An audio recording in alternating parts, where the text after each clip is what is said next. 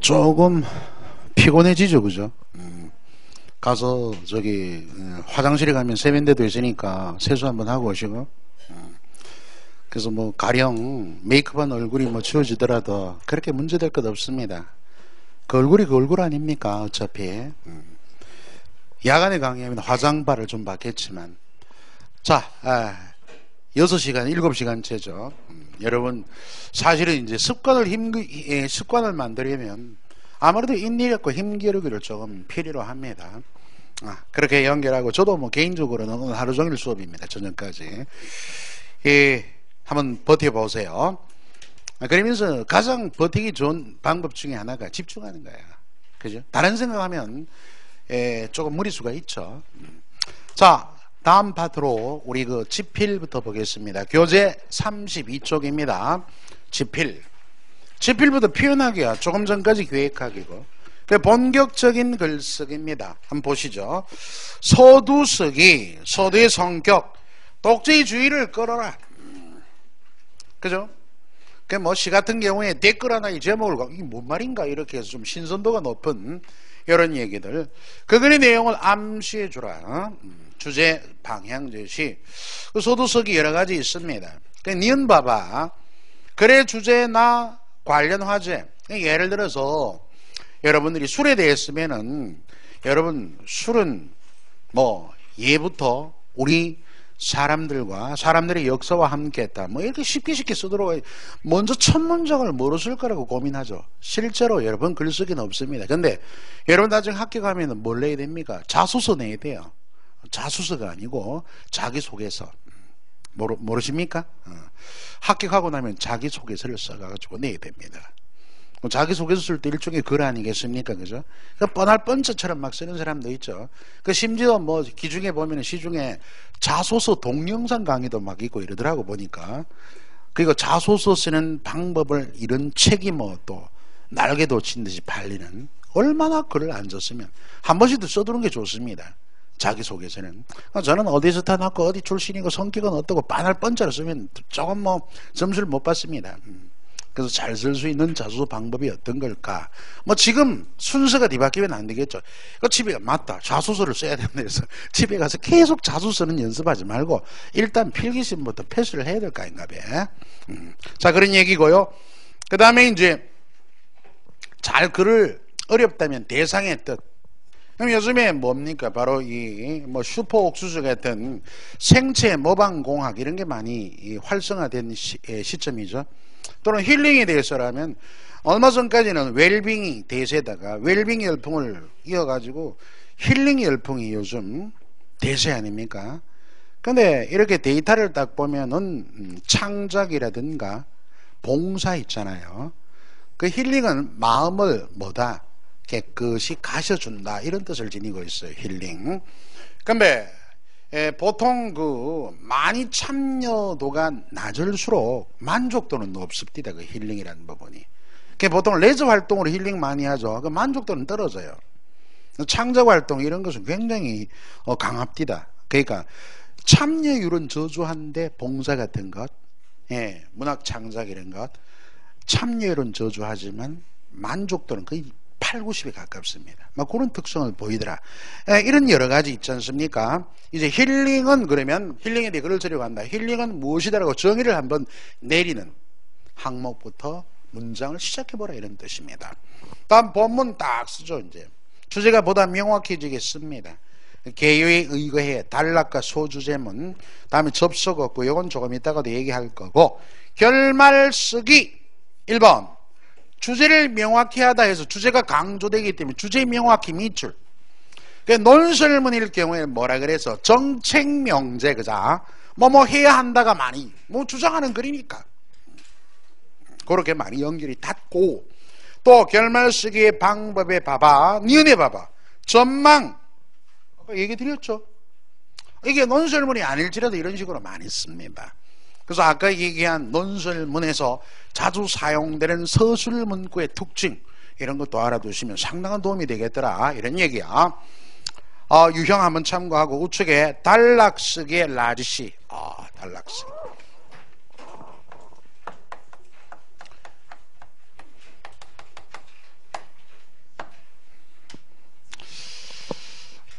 수력 원자력 공사 준비하는 영대 모임이 있습니다. 영남대. 거기 홍 교수님의 추천으로 내가 강사로 위촉이 된 지가 벌써 2년 차예요. 그거 스터디를 이끄는데, 나는 1시간 스터디 이끄는데 일주일에 2시간 수업을 하고 1시간당 뭐 몇십만 원씩 강의를 받습니다. 따로. 걔네들은 이제 내가 제 과제를 내주면 적어 와요. 적어 와가지고 우리나라 예를 들면 뭐 누수 문제라든가 이런 것도 많은 이슈 되죠. 그러니까 뭐 수도관 오래돼가 노화돼가 누수 문제 이런 거. 그러니까 누수 문제 방지와 그 대책 제목을 툭툭 던져줘요. 그러면 걔네들이 글을 써오잖아. 이거 이제 내가 다 읽고 첨삭하고, 그 첨삭한 내용을 학생들에게 다시 한번 재검증을 잘 쓴 글을 소개하고 같이 토의하고 뭐 이런 과정으로 수업을 진행합니다. 근데 가장 큰 문제는 뭐냐니까 우리 친구들이 글을 쓰면서 단락 구분을 못 하더라니. 단락. 이건 이제 단락의 개념을 잘 모르는 거예요. 그러니까 글을 이제 글 쓰기가 조금 멀어진 시대가 아닌가. 제 때만 해도, 제가 군대에 있을 때만 해도 연애편지 대피를 많이 했습니다. 제가. 우리 그 당대 병장, 저는 이제 일병일 때 대피를 많이 해왔는데 쫄이니까 그 병장이 한 번은 휴가 갔다 나와가지고 막 나한테 와가지고 화를 내면서 너 때문에 이 자식아 내가 헤어졌다. 왜? 막 편집글은 막 굉장히 문학적으로 능란하게 썼을 거 아닌가. 만나보고 대화하는 거 보니까 아니거든 이제. 그러잖아. 그게 뽀록이 날 거 아니에요. 그래서 헤어졌다 뭐 이런 얘기 하면서 너 때문에 야 이건 밑도 끝도 없는 거예요. 내가 그렇다고 돈을 받고 대피를 해준 것도 아니고 문제 있잖아요. 뭐 하여간에 그런 경우가 있습니다. 그리고 손편지를 많이 썼어요. 우리 당대엔 뭐 어버이날 스승의 날 편지 딱 써오라 그래가지고 제도적으로 써가지고 또 뭐 발표도 하고 또 상도 받고 막 이랬는데, 요즘 우리 학생들이 이제 보통 요즘 세대 친구들 보면 대부분이 이제 그 전달 매체가 다르지 않습니까? 손편지 시대, 우표를 붙이는 시대가 아니잖아.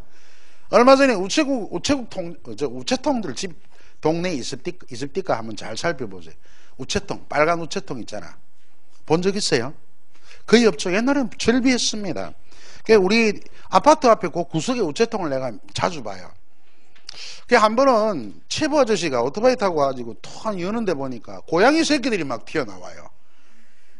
놀래가지고 우와 지나가면서 봤는데, 거기에 대해서도 요즘 굉장히 생각이 깊습니다. 옛날에는 그 우체통에 우표를 해가지고 편지를 보낼 때는 그리운 사람, 사랑하는 사람, 마음속에 둔 마음을 전달했겠잖아. 우표의 뒷면이 호수처럼 깨끗하잖아. 결빙되어 있듯이. 거기다가 침 타액을 붙여서 탁 애정을 붙여놓잖아. 훅 불어가지고. 그리고 밤새도록 쓴 편지를 넣어가지고 이렇게 또 우체통을 바라보면서 그네의 기다림처럼 이렇게 붉게 마음이 막 물듭니다. 그런데 그 우체통도 자주 없지만 이렇게 보니까 그 체부 아저씨가 탁 열어보네. 무심코 열어봤는데 편지들이 좀 나와야 그게 당연한 논리 아닌가. 고양이 새끼들이 막 튀어나와가지고. 요즘 우체통이 아니고 고양이도 연애 편지를 보내나 보다 막 이런 생각도 해볼 수 있겠지만, 이건 발칙한 상상력이고 어쩌면은 여러 가지 생각이 좀 많았습니다. 역으로 얘기하면 우리 친구들이 편지를 안 쓰는 시대예요.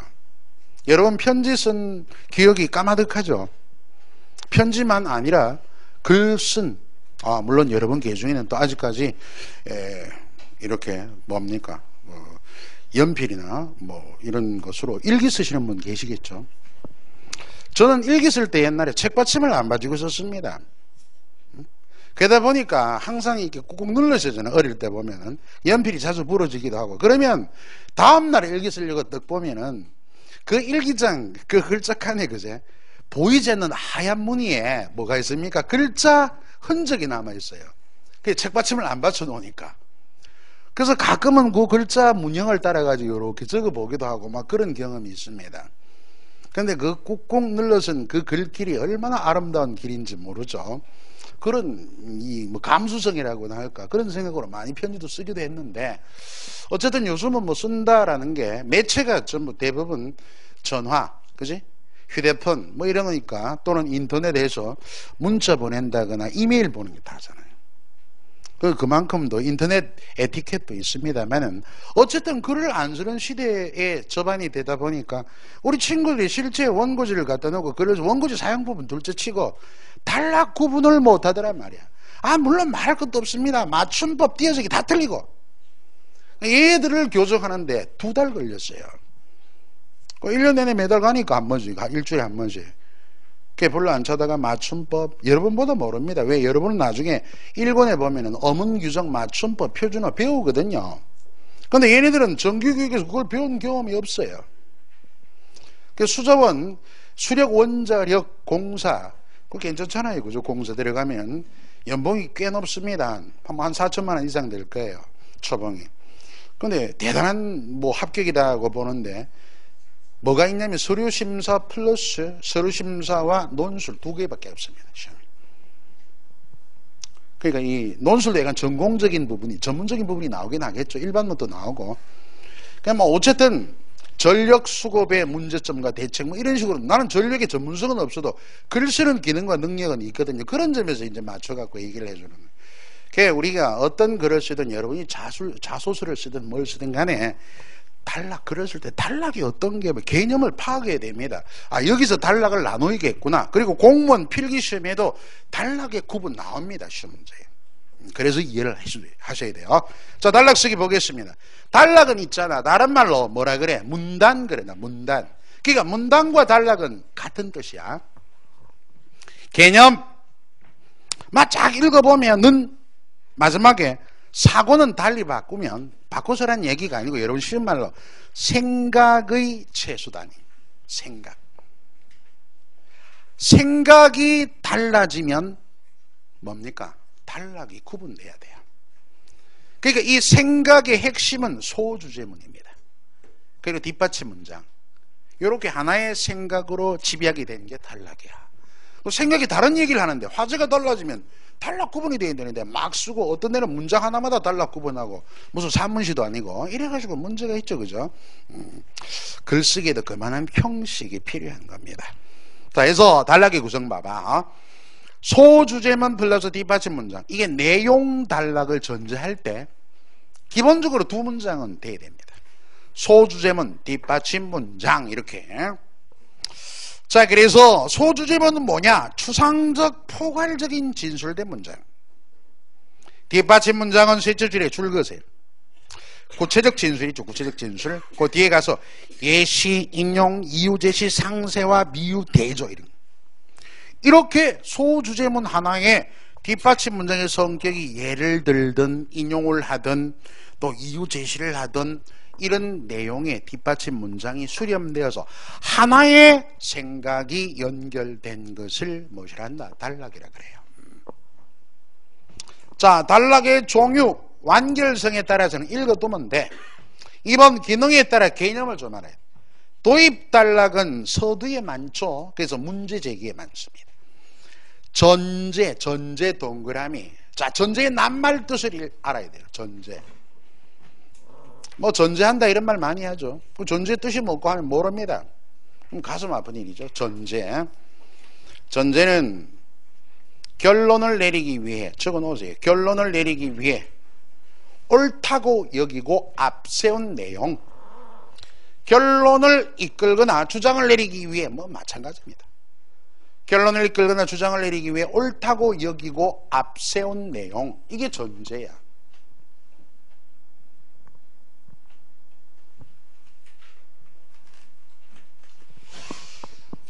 자, 우리는 국어를 통해 민족 문화를 발전시켜야 한다. 자, 우리는 국어를 통해 민족 문화를 발전시켜야 돼. 훈민정음 훌륭한 글자 아닙니까?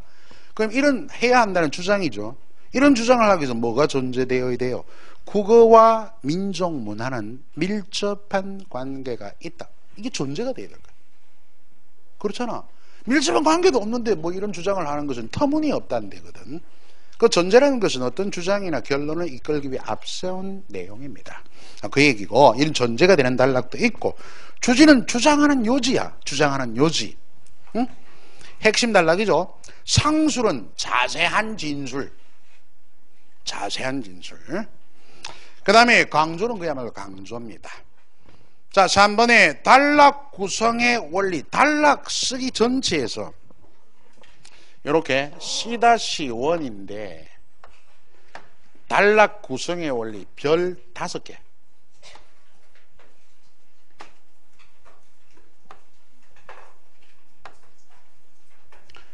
최근 7급 문제는 20문항 가운데 2문항, 2문제씩 10%입니다. 이게 수업하면 불과 1시간 정도 걸려밖에 1시간도 안 걸릴 겁니다. 물론 길게 수업 1시간도 넘게 걸릴 수도 있죠. 그러니까 원리 수업하는 1시간도 안 걸려요. 근데 이게 한 회에 한 회차에 2문제씩 나온다. 그리고 9급에서 무조건 한 문제입니다. 얘네들은 반드시 익혀야 됩니다. 단락 구성을 할 때 어떤 원리가 통일성. 자, 일단 단락 구성의 원리에 해당하지 않는 것은 이런 문제는 없습니다. 이런 문제는 저 당나라 시대 빈공과에 있는 문제예요. 빈공과. 그런데 우리 친구들 애웁니다. 통일성, 완결성, 일관성. 여러분 빈공과 준비하는 것도 아니잖아요. 무슨 얘기인지 동떨어진 내용이란 말이에요. 그러니까 틀린 건 아니지만 통일성 다음에 완결성, 일관성 가운데 일관성이 핵심입니다. 개념부터 파악합시다. 통일성. 넘겨서 따라서 뒤에 봐봐. 하나의 단락의 통일성을 이루려면 뒷받침 문장이 소주제문과 무관하거나 소주제문에 벗어나서는 안 된다. 이거. 야, 소주제문에서 내용에 벗어나면 거긴 단락의 내용에 포함시키지 말아야지. 그렇지 않냐? 그럼 잘 들어봐봐. 수능에 나온 문제. 다음 글을 통일성에 따라서 단락의 통일성에 따라서 퇴고하려고 한다. 빼어야 될 문장. 그럼 빼야 될 문장은 뭘 뜻해요? 뭐 중복이 이런 개념이 아니고 지금 소주제문에 비추어 논지에서 벗어난 문장을 골라라는 얘기입니다. 그 문장을 그대로 인용해 볼게요. 이럴 때는 가장 앞에 오는 문장이 대부분 소주제문이 많습니다. 그는 수학자였지만 예술 방면에 취미가 있었다. 하루에 한 번씩 들에 나가 캔버스에 그림을 그렸다. 일주일에 한 번씩은 꼭 신이 나 영화 관람도 했다. 그가 지은 물레방아란 시는 향토적 서정성을 살린 탁월한 작품으로 평가되고 있다. 답이 어떤 것 같아? 마지막 문장 답입니다. 첫 번째 문장 잘 눈여겨보세요. 뭐라고 했습니까? 그런 수학자였지만 예술 방면에 뭐? 취미요, 취미. 아마추어란 말이야. 취미. 근데 마지막에 뭐랬어? 그가 지은 물레방아라는 시는 향토적 서정성을 잘 살린 탁월한 시로 평가될 정도는 전문가 수준이지. 이게 취미 수준이냐? 그래서 통일성에 위배되었다. 답이 됐다. 이런 거요. 예를 들면 이 정도 이해하면 통일성 문제 다 맞출 수 있습니다. 자, 다음에 일관성, 완결성. 완결성은 어렵잖아요. 보면은 소주제문을 뒷받침하는 문장이, 자, 밑줄 그읍시다. 뒷받침 문장이 충분히 제시. 여기 조금 더 설명이 필요할 것 같아요. 조금 이따 원리 설명을 한 번 더 할게요. 내가 일관성 볼까요? 일관성. 거기 한번 내가 한 문제 정도는 접근해 줄게. 그 문제 한번 굉장히 많습니다. 뒤에 최근에도 그게 뭐 53쪽에 보면 여러 20번, 25번, 29번 막 나와요. 뒤에 많습니다. 나중에 공부하다 보면은. 일관성이 가장 중요합니다. 일관성이란 뭔가 개념이 그 일관되다, 하나의 관점으로 나아가다라는 사전적인 뜻이 아닙니다. 이럴 때는 잘 아셔야 돼요. 그러니까 보니까 이때 문장들은 서로 긴밀하게 관련, 그러니까 문장들끼리의 긴밀한 관련이 일관성입니다. 좀 추상적이죠. 문장들끼리 긴밀한 관련이 일관성이다.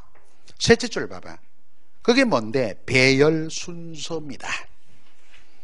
그러니까 문장과 문장의 배열이나 순서, 좀 크게 얘기하면 뭐겠습니까?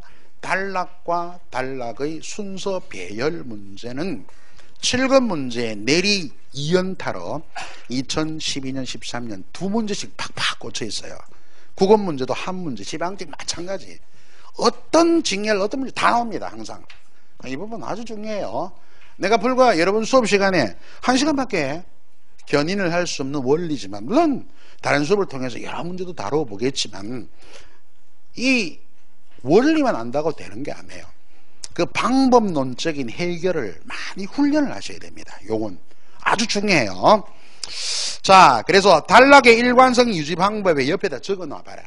접속성 적어 놓기만 하지. 연쇄성, 인접성 이렇게. 접속성, 연쇄성, 인접성. 여기까지가 이제 여러분들 단락의 글의 구성원리입니다. 단락의 구성원리. 별 5개 있죠. 단락이지만 전체 글이기도 합니다. 3가지가 있었더라. 그 첫 번째가 뭐였는데 바로 통일성. 순서는 그다지 중요하지 않습니다. 통일성은요 선택의 원리입니다. 선택. 소주제문이 뒷받침 문장을 선택한다는 거예요. 그러니까 large A가 소주제문 같으면 small a, b, c가 뒷받침 문장으로 이렇게 소주제문에 의해 뒷받침 문장이 선택된 겁니다. 그런데 소주제문과 관계없는 얘는 관련이 없다면은 얘는 일관성이 없는 단락이 돼요. 그럼 얘를 빼야 된다. 조금 전에 연습해 봤죠? 이런 얘기입니다. 그 다음에 두 번째 얘기는 완결성이에요. 완결성. 완결성은 소주제문이 이렇게 있을 때 소주제문에는 몇 가지 요소를 제기할 때가 많습니다. 이럴 때는 소주제문 자체가 가령 소설의 3요소는 주제구성 문체이다. 이렇게 딱 놓고 주제구성 문체. 그러면 뒷받침 문장에서 그자 A번 주제, 다음에 B번 구성, 다음에 문체에 대해서 각각 얘기해야 될 텐데 얘가 빠져 있는 거예요. 하나가 빠져 있는 거예요. 빠져 있으면은 충분하게 소주제문에 따른 뒷받침 문장이 충분히 제시되지 못했잖아요. 그게 바로 뭐다? 완결성. 이럴 경우에는 뭐다? 이게 단락의 구성에서 올바르지 못하냐 그러냐 하는 판단 문제의 지문으로 많이 나옵니다. 그거 말고 예를 들어 우리나라의 사계는 아름답다. 봄은 어떠고 여름은 어떠고 겨울은 어떠다. 가을이 뚝 빠져버렸죠. 가을은 조약이 기준이니까 떨어져도 안 됩니다. 황당한 소리 하지 말고 그 얘기가 아니잖아요. 그래서 이렇게 충분히 제시되지 않을 때 완결성이 없다. 뭐 얘네들은 금방 보면 이해도 하고 좀 연습만 훈련만 조금만 해도 크게 문제될 건 없어요. 요는 여기입니다. 뭔데? 완결성이에요. 지금 보니까 일관성이죠. 일관성. 완결성이 아니라. 일관성의 개념은 문장과 문장과의 긴밀한 관계입니다. 긴밀한 관계, 긴밀함은 순서와 배열과 관련돼요. 그러니까 여기는 배열이나 순서의 원리입니다. 지금 조금 전에 얘기한 것과 같은 방향의 도식을 얘기하면 large A 소주제문이라 보고 A, B, C, D 뒷받침 문장이라 할 때 A 다음에 small a, small b, small c 이런 순서를 얘기하는 거예요.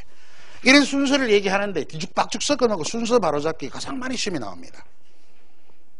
이 순서를 어떻게 잡아갈까 할 때 제가 해결 방법을 얘기했죠. 조금 전에 해결 방법을 객관적으로 한번 이렇게 정리를 해보면 이 3가지야. 3가지인즉슨 접속성, 다음에 연쇄성, 인접성 이런 3가지입니다. 인접성. 얘도 한번 들려드릴게요. 접속성에서 가장 중요한 요소는 뭐냐 하면 2가지 요소가 있습니다. 접속어 중요하죠. 그 다음에 지시어 이 2개. 그 까닭은 그 이유는 앞문장과의 긴밀한 상관을 얘기하는 거예요. 이런 이유에서 마찬가지 이런 이유는 바로 앞에 제시한 이유와 연결되는 거예요. 응? 접속어는 매우 중요합니다. 하나의 예를 들어볼까? 가령 말이야 내가 자주 인용하는 것 중에서 하나의 주장이나 견해가 이렇게 있다고 합시다. 어떤 주장이나 견해가 쫙 있어요. 그럼 이 다음부터 뭐로? 반론, 반대되는 주장으로 나가고자 할 때 반론의 문장으로 이끌려지는 구성은 어떤 접속어를 이끌면서 문장 구성을 할까? 이런 데 대해서 보면 반론은 맨 처음에 그러나 그 다음에 이런 것은 알아두셔야 됩니다. 왜냐하면 때문이다. 다음에 따라서 기본입니다. 이런 것은 잘 나옵니다. 아주. 글쓰기의 원칙이기도 하고. 무슨 얘기냐면 여기 어떤 예를 들어 얘가 A다. 자, 얘가 B다. 얘가 C다. 얘가 D다. 이렇게 놓으면은 가령 A의 주장이 있습니다. 그럼 여기 반론. 그럼 여기 B는 뭐야? B는 이 B는 A의 반대이면서 C와 D의 뭐입니까? 주지입니다. 요지. A에 반대되면서 C와 D의 주지예요. 또 요거 구성 잘 알아놓으세요. 왜냐하면 때문이다는 여러분 설령 이러한 접속부사는 생략될 수 있어요. 왜냐하면. 그러나 서술어는 반드시 생략될 수가 없습니다. 얘는. 때문이다. 서술어 나왔다 하면 접속부사가 없더라도 앞에 왜냐하면이 있다라고 알고 그럼 이 사이의 내용이 뭐겠나? 이 사이의 내용은 항상 근거나 이유를 말합니다. 앞에 B의 뭐가 될까? 그러니까 B의 뭐가 될까? B의 논거, 주장하는 글의 근거나 이유가 됩니다. 그죠? 그러니까 신문은 한글로 적어야 한다. 왜냐하면 한자를 모르는 국민들이 많기 때문이다. 이게 바로 이 내용이 바로 주장하는 내용에 대한 근거와 이유가 되는 거예요. 왜냐하면 때문이다. 따라서라는 이 D번은 뭐예요? 바로 B의 결과나 결론이 됩니다. 여러분들이 접속부사가 가령 빠져 있더라도 문장의 성격 또는 단락의 성격에 따라 접속부사를 어느 정도 구축을 하면서 읽는 것을 능동적 독서라 그래요. 능동적 독서. 그런 능동적으로 글 읽는 방법이 어느 정도 구축되고 훈련된 친구들은 글도 잘 씁니다. 조리에 맞게 논리적으로. 그리고 그런 방법에 대한 이해를 지금부터 이런 필기시험 준비하는 과정에서부터 하나하나 기본을 닦아 놓으셔야 돼요. 그래야만 여러분 나중에 공문서 적고할 때 논리적 설득적인 글을 잘 적을 수 있을까? 이거 아무렇게나 적는 게 아니고. 그제? 자, 이런 반론, 접수고 종류. 좀 이따 접수고 종류도 한번 보겠습니다만, 연쇄성은 뭐냐면은, 이건 어디에 착안했냐면, 핵심어나 핵심구는 뭐 됩니까? 반복이 된다는 특징에서 착안한 겁니다. 반복됩니다. 그러면 하나의 문장이나 뭐 단락이 이렇게 쭉 있을 때, 스몰 a 핵심어 2개 있다, B. 그럼 여기에 이제 다음 문장이나 단락에 B를 이렇게 연쇄해서 가요. 다음에 C. 그 다음에 C를 연쇄는 꼬리를 물다 이런 뜻입니다. 연쇄, 꼬리를 물다. 이런 식으로 연쇄해 가는 것. 우리 개요표 읽기나 또는 단락 구성에서도 필요한 원리 중에 하나입니다.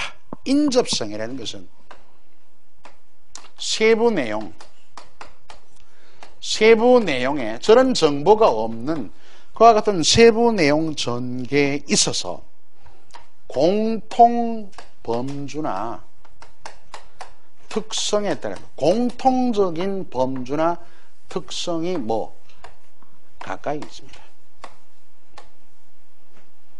가까이 뭐 문장으로 구성이 가까운 문장.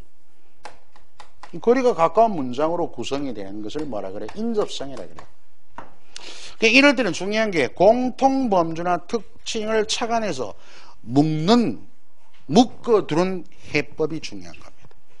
그러니까 여기도 설명이 지금 굉장히 추상론으로 되어 있죠. 문제 두 문제 풀면서 여러분 이런 것들이 어떻게 발현되는가, 문제 해결의 단초가 되는가를 좀 더 면밀히 보겠습니다. 자, 우리 뒤에 한번 문제 한 두 문제 정도 볼까? 뭐 뒤에 가면 굉장히 문제가 많아요.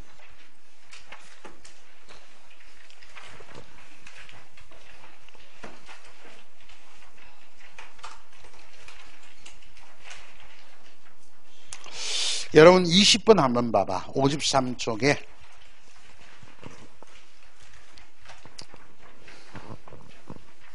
2012년 뜨끈뜨끈한 문제입니다. 작년 2년 전의 문제인데 벌써 한참 오래됐네.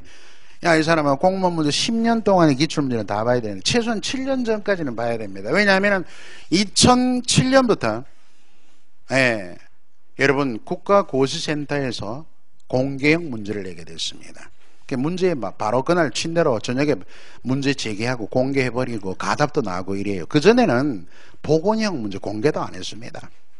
공개되고부터 이제 공신력이 조금 높아들고 문제에 대한 뭡니까? 바로 그와 같은 해석력이 두드러지게 여러분 점수도 객관화될 수 있고 그죠? 그런 여러 가지 특징으로 장점화되기도 했죠.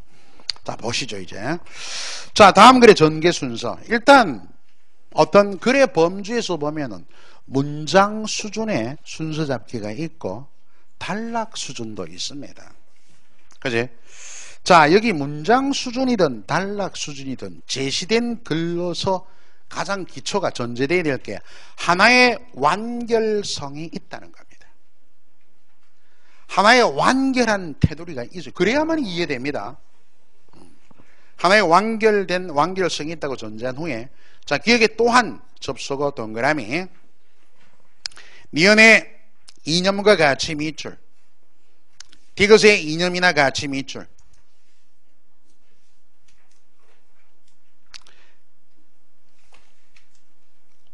그리고 디귿에 이념과 가치 밑줄 지었죠. 그 뒤에 진리선 정의 밑줄 그리고 리을에 봐봐 진리 동그라미 뒤에 선정의 동그라미 뭔가 안 보입니까? 이 정도면 그제? 약간의 연쇄성도 필요하겠죠. 딱 보여야 됩니다.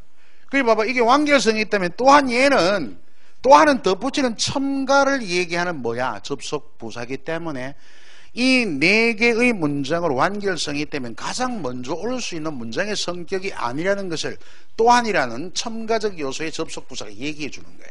그러니까 1번 문장, 첫 번째 오는 문장이 아닙니다. 라면은 그죠? 여러분 그리고 약간의 일단은 뭐 처음서부터 뭐 이것저것 모르니까 선택지의 도움을 받는다. 이리 가는 것은 이 선택지가 어떨 경우는 있잖아. 우리의 생각을 비껴날 때가 있어요. 뭔데? 1, 2, 3, 4가 기억, 니은, 디귿, 리을로 시작할 때가 있습니다. 그래 되면 선택지는 아무 도움이 안 되잖아요. 그러니까 이게 수학적으로 확률 분포로 선택지 구성 도움 받을 때는 뭐 한 2개 정도가 동일하게 나타날 때 이럴 때는 선택지 도움은 가능은 합니다. 한 60, 70%는 그럴 때가 많아요. 근데 원리를 익히고자 할 때는 바르게 익히고 나서 나중에 실제 시험 칠 때는 선택지 도움을 가지고 예를 들어 선택지 구성면에서 기억, 니은, 디귿, 리을 이런 게 가장 먼저 와 있는 선택지 구성이 되어 있다면 그건 아무 도움이 안 됩니다. 그럴 때는 원리 해석을 못하면 난감해진단 말이야. 무슨 얘기인지 이해되겠죠? 그래서 이 원리대로 선택지를 일단 열애로 비추고 시작을 해봅니다. 기억은 가장 먼저 올 수 없어요. 근데 기억에 또한 일단 순서는 어떨지 모르지만 뒤 핵심을 파악해 볼까요? 실천적 측면 가운데 그죠? 실천적 측면 밑줄. 자 그렇게 놓고 자 니은 디귿 니은 봅시다. 인간이라면 누구나 이념과 가치를 소중히 여기기 마련이다. 뭐뭐 하기 마련이다. 이건 보편적 뭐야? 보편적 통념입니다. 통념 일반적 견해. 뭐뭐 마련이다. 이런 것도 약간 성격만 바꾸었지. 그죠? 뭐뭐라고 한다는 개념과 거의 흡사한 내용이야. 앞에서 내가 언급을 했지만은. 근데 디귿도 잘 보세요. 흔히들 숭고한 이념이나 가치로 진리선 정의를 언급하기도 한다. 이럴 때 니은이나 디귿이냐 할 때 이념이나 가치, 이념과 가치의 구체적인 요소로 진리선 정의라면 그죠? 그렇다면은 뭐가 니은이 먼저 와야 될 거 아닌가 봐. 아니 디귿을 먼저 내렸고 니은이 뒤에 온다는 것은 조금 앞뒤가 안 맞습니다. 그런 판단력이 여러분 그냥 있는 게 아니야. 훈련을 통해서 연결해 봐야 됩니다. 뭘 웬다고 해서 답이 되는 거 아니잖아요. 자 그래서 일단은 니은 디귿 두고 그러면 진리선 정의 줄을 그었잖아. 진리선 정의를 언급한 게 리을이에요. 리을. 그리고 끝부분에 보면은 선정의는 진리는 인간 측면의 이론, 선정의는 실천적 측면. 자 여기 덧붙입니다. 또한 실천적 측면 가운데 또 세 번 해놨죠. 그러니까 1번이 가장 나중에 오면 그래놓고 대충 얽어놓고 딱 한번 정리해 보세요. 딱 답은 내가 설명을 해서 그랬죠. 어느 정도 조금 훈련이 된 친구는 단 5초 만에 풉니다. 문제를. 그런데 이게 훈련이 잘 안 된 친구는 이제 계속 보고도 오답을 내립니다. 이 차이가 어디겠습니까? 연습 많이 하셔야 되겠죠, 그죠? 이 문제는 항상 나온다 그랬잖아, 이런 유형의 문제는. 다음 또 한 문제 볼까? 여러분들 57쪽에 29번 한번 보자. 요건 2011년 지방직 국어 문제입니다. 근데 교과서 지문인데요. 지금 보면은 지금의 여러분 배운, 지금은 8차 교육과정이잖아. 여러분 7차거든. 8차니까 여러분 그 배울 때 지문은 아니에요. 자, 여기 보면은요, 이 글을 딱 이렇게 연결한 가운데 중간에 딱 잘라놨어요. 중간에 딱 칸 속에, 그러니까 또 글상자를 갖다 두고 무엇을 얘기했습니까? 바로 순서 잡아라. 그럴 때는 이 속에 액자처럼 되어 있는 가나다라만으로는 뭐다?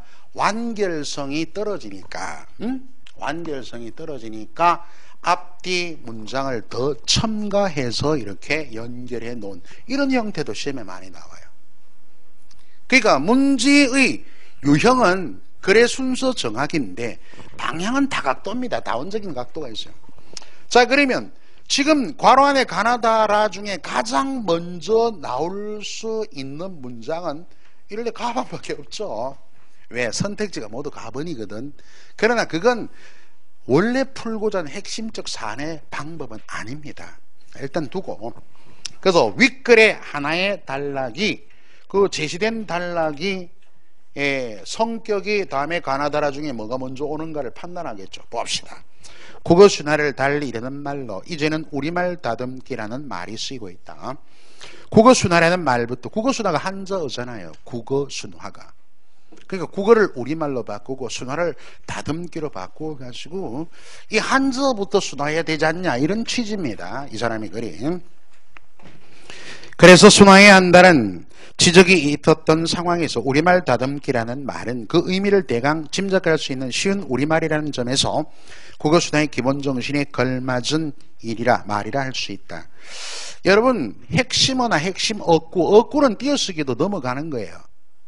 그러면 위에 있는 첫 번째 제시된 단락의 핵심어 반복이, 뭐가 반복이 두 번, 세 번 됐습니까? 우리말 다듬기 아니가? 아니, 초등학교도 알겠죠, 학생들도. 읽어보니 우리말 다듬기가 한 두 번 나왔잖아. 그러면 이제 우리말 다듬기가 핵심어다, 연설을 해간다 할 때 가나다라에서 우리말 다듬기란 언급이 들어있는 게 몇 군데 있어요. 가번에 우리말 다듬기 밑줄, 나번은 없죠. 다번 우리말 다듬기 밑줄. 그리고 하나 더 알아둘 게, 이렇게 볼 때 요것도 알아둬야 됩니다. 지시어. 또 라번에 따라서 우리말 다듬기 밑줄. 이렇게 우리말 다듬기가 세 군데 나옵니다.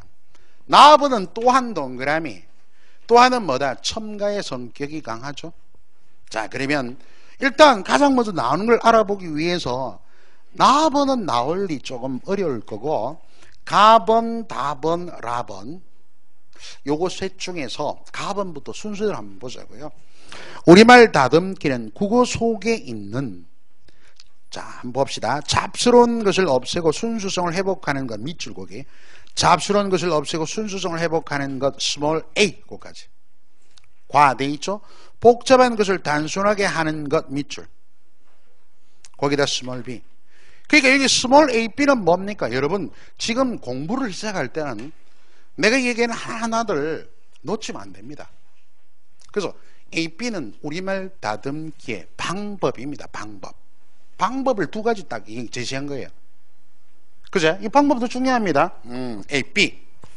그럼 이 가번이 뭐 이거 바로 뒤에 올지 어떨지는 모르지만 지금은 가나다라에 있는 내용에서 성격 가운데 A번 방법이 있고 B번 방법이 있다고 했을 때 A번 방법을 언급하는 게 바로 뒤에 이어져야 됩니다. 그 다음에 B번 방법을 얘기하는 게 이어져야 돼요. 일단 봅시다. 자, 나다. 그 A번 방법이 뭐다? 잡스러운 것을 없애고 순수성을 회복하는 것입니다. 그지? A번 방법이. 그럼 따라서는 조금 미묘하지만 일단 라번 봅시다. 우리말 다듬기는 잡스러운 것으로 알려진 들어온 말, 외국어를 가능한 고유로 재정리하는 것과 비속한 말이나 틀린 말을 고운말, 표준말로 바르게 하는 것은 위에 가의 A에 대한 구체적인 방법을 얘기합니다.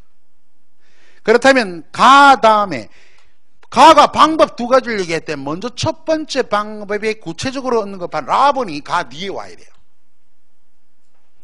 그리고 B번의 방법이 복잡한 것을 단순하게 하는 것은 어디 있을까? 나와본 봐봐. 또한 동그라미 붙여놨죠. 그것은 복잡한 것으로 알려진 어려운 말을 쉬운 말로 고치는 일, 똑같은 내용이잖아요. B번의 방법 나와본 오고, 자 마지막에 남은 게 이렇게 볼 때 이가 이렇게 방법적으로 두 가지를 아주 구체적으로 얘기한 연후에 이렇게 볼 때 우리말 다듬기란 한마디로 이리서 정의를 딱 다그친 내용으로 나가야 확실한 답이 되는 거예요. 대체 요것만 외운다고 되는 것도 아니고 그 상황 논리에 적절하게 이러한 개괄적인 기본적인 원리를 응용해서 풀어내는 능력을 갖추셔야 됩니다. 뭐 다른 것도 쭉 많아요. 문제가 엄청나게 많습니다. 보시면은 정신이 없죠. 최근에 나온 문제만도 그래요. 자, 여하튼 그 정도 얘기하고 나머지 또 아주 상세한 문제는 내가 아침 강의를 통해서 얘기한다고 내가 누누이 강조했습니다. 수업 꼭 와서 자기의 배운 이론적 내용을 반드시 무엇입니까? 문제로 연결하는 해결력까지 갖춰서 두 달이 정말 빛나고 강건한 두 달이 되셔야 돼요. 기본 원론 말이지만 수준이 높다, 내용이 어렵다 이런 문제는 멀리 가는 그건 궤제가 아닙니다. 그런 적분론이 아니고 이론을 문제로 환원해서 자기 것으로 만드는 해법이 펼쳐져야 된다. 이런 말입니다. 자, 우리 나머지 하나 조금 더 도움말 받고요. 무엇이냐 하면은 한번 보세요. 앞에 여러분들 33쪽에 34쪽 봅시다. 문장의 연결관계 있잖아. 이거 다들 아신다지만 한번 참고로 한번 더듬어 보겠습니다. 먼저 순접 34쪽에 순접 순편한 관계 자연스럽게 이어집니다. 대표적으로 그리고 거기 밑줄 그리고 역접 반대의 내용이죠. 반론 상반. 그래서 그러나가 가장 많이 쓰이죠. 뭐 그렇지만 하지만도 되지만 인과는 뭐예요? 인과는 원인과 결과 밑줄. 그 준말이 원인과 결과. 주로 뭐 따라서 이렇게 많이 쓰이고 그래서 그러므로가 대표적입니다. 대등병열, 대등한 자격. 주로 뭘까? 그리고도 있지만 또는 이와 함께 이런 거. 첨가 보충 조금 전에 많이 나왔죠. 더구나 게다가 그뿐 아니라 또 옆에다 또한 이런 거 달아두고 또한. 그 다음 환원 말을 바꿉니다. 환원 요컨대 뜻 알아두세요. 요컨대 중요한 점만 말하자면 그러면 요컨대란 뜻이 중요한 점만 말하자면 이렇다면 뒤에 나오는 내용이 뭘까? 핵심 내용 주지입니다. 주지. 그 낱말 뜻 하나를 풀어보면서 그 이끄는 문장의 성격까지도 판단이 되죠. 전환 중요합니다. 새로운 생각 그럼 뭐가 구분돼야 될까? 단락이 구분돼야 돼요. 그런데 한편 대표적으로 예시는 뭐 다들 아시지만 구체적인 예를 들어 설명합니다. 이를테면 예를 들면 뭐 근데 하나 알아둘 게 가령이란 말도 그런데 가령이란 한자는 예를 들면 이런 식으로 뭐해 순화를 해야 한다. 가령이란 한자입니다. 그것도 알아두시면 좋죠. 자, 연결이 다음에 지금 우리 단락 구성원리 아주 중요한 부분을 공부했습니다. 자, 단락 나누기 하고 이제 몇 개 안 남았어요. 이제 오늘은 내가 장문까지는 완결을 짓겠다 얘기를 했죠. 그리고 좀 더 긴밀한 문제, 최근의 문제 동향은 각 단원에 맞게끔 아침 강의에 풀어댄 데서 잠깐 쉬었다가 여러분 머리 정리할 동안에 다음 시간엔 단락 나누기부터 이어갈게요.